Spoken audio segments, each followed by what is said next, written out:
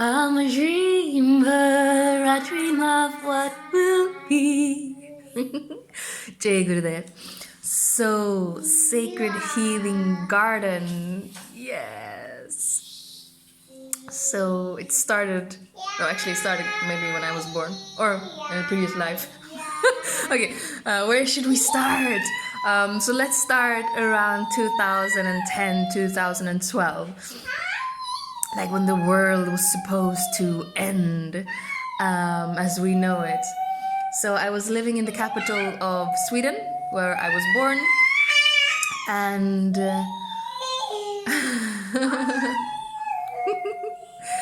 and I was feeling like, what am I doing here? Why do people live like this? Why do people do like this?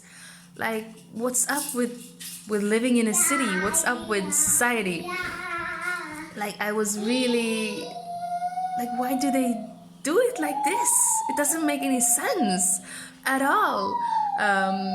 So I moved out from a city apartment into a off-grid cabin in the woods in my grandparents' farm. So I moved in a little bit before 2012 in this cabin, and it had a wooden stove, and we could make a fire to get it warm. So I was chopping my own wood, carrying my own water, and having to go outside of the cabin to go to the little toilet. It was very, very basic style with no heating in the toilet. And I became self-sufficient with food.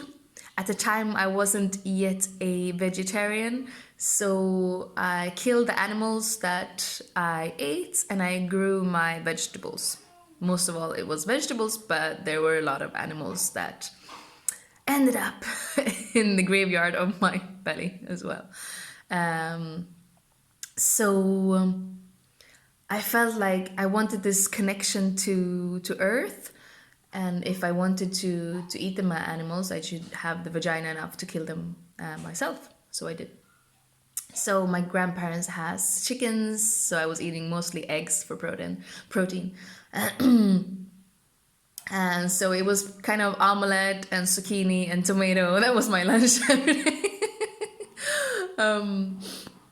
So yeah, I became really good at growing zucchini and chilies and tomatoes.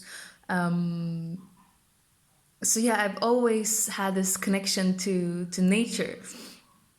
And when I was a kid, I was going around in the garden picking herbs for the adults, making them herbal infusions.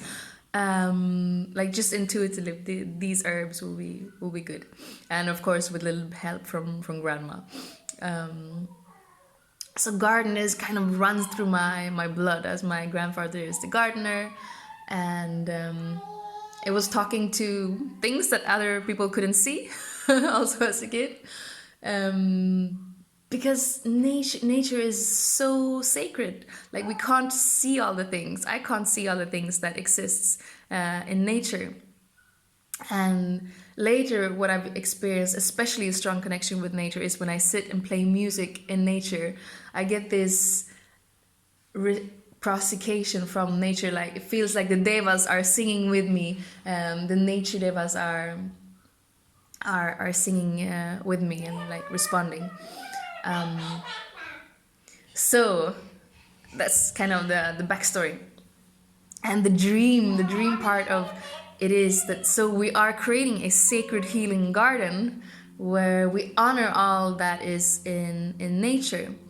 So this sacred healing garden, I've designed this water stair where the water goes into the figure 8 and it goes down. So I have a prototype of that.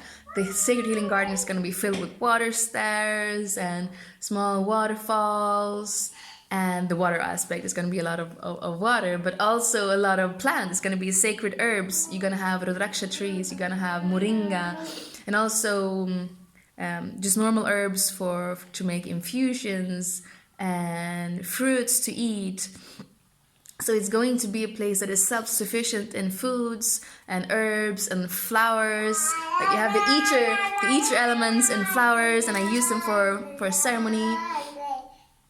And it's going to be solar powered, maybe a little bit of the wind as well. But in the plan, I'm thinking, because we're in Costa del Sol, it's already planned with solar. But I would love to add the wind element if somebody would like to cooperate on that part. So when I was studying eco-engineering, I got so sick and tired of the focus being all on carbon dioxide. Oh, we have global warming. It's a carbon dioxide. Carbon dioxide. It's the transport section that is the bad guy. And actually, like, eating food coming from animals is as big as transport. And then the transport for delivering this animal food is included in this part. So actually, the food part is bigger, and we're blaming it all on the transport. And I think the focus is wrong in itself to have this focus on only carbon dioxide, because the mess we see in Mother Nature now is not because of only that. Mostly it's because we grow our things with monoculture. We destroy the earth. Like, instead of building a healthy soil that just keeps on giving more and more abundance, we take from the soil and rip it off and clear the surface, and it just like rains away and out into the oceans. So a huge problem is how we care for the earth. So the Sacred Healing Garden is going to be a place that shows that it is possible to have a paradise earth if we honor the nature and if we take care of nature. So it's going to be a place where the nutrients are recycled. It's going to be a place where the water is taken care of. Like, after I've showered in the water, it's going to be used for the gardens. But so it's a place where everything goes around. The energy goes around, the nutrients goes around, the water goes around. So it's a place that will reflect the inner work, the inner journey that we make to take care of our emotions, of our mind, our body. Also on the outside is going to be a reflection of the Sacred Healing Vibrations' whole vision of being on this earth, being liberated, and at the same time enjoying while we're here.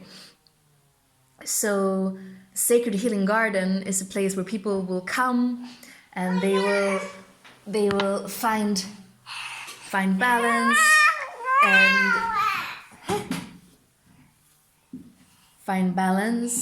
and it's a place where they can really start to explore more of who they are. So if you know how sacred you are, and that sacredness can be found in everything, then you would treat nature differently. You would treat nature as a part of yourself, because it is. So the Sacred Healing Garden is going to be a place where the spiritual community and the ecological